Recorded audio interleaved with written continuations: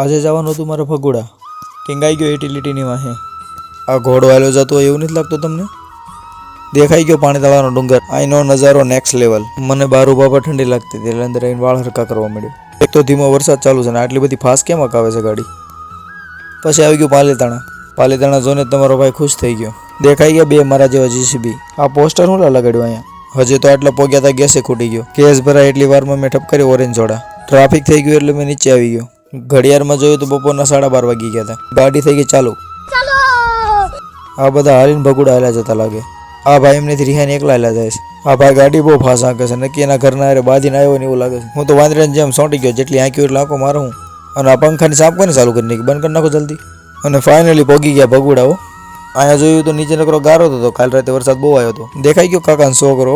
અને ભગુડા આવીને જે આનંદ આવે ને એવો દુનિયામાં ક્યાંય ન આવે. નીકળી ગયા હળવાળવા મંદિર સાઈડ. દેખાઈ ગયા હાલીને આવ્યા હતા ને કે બધા મારા કાકાના છોકરા, મારા કાકા બધા. એમાં આ છોકરો તો હાવ ઢાંક્યો જ નથી. આમની હાલત જો થઈ ગઈ.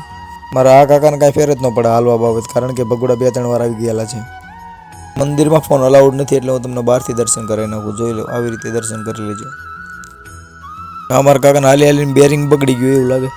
આ ભાઈ હાલી હાલીને તેરે નામ થઈ ગયો. જીવનમાં ક્યારે એટલો હાલવા નથી, હાલી ગયા એટલે બધા મજાક ઉડાડે. મોગલમાની જય બોલાવીને નીકળી ગયા ઘર સાઈડ. આપણે ઘરે પગવાનું મોડું થઈ ગયું ને વરસાદ ચાલુ થઈ ગયો હતો. ઘરમાં આવીને જોયું તો એસી ફૂલ ચાલુ હતું. અને આજે હું બહુ વધારે થાકી ગયો હતો અને મને બહુ નીંદર આવે છે એટલે મારે હુવા જવું પડશે. તો આજ માટે આટલું જ તે. તમને મારો વિડીયો સારો લાગ્યો હોય તો લાઈક કરજો. બાકી મળીએ આપણે નેક્સ્ટ વિડીયોમાં. Bye bye.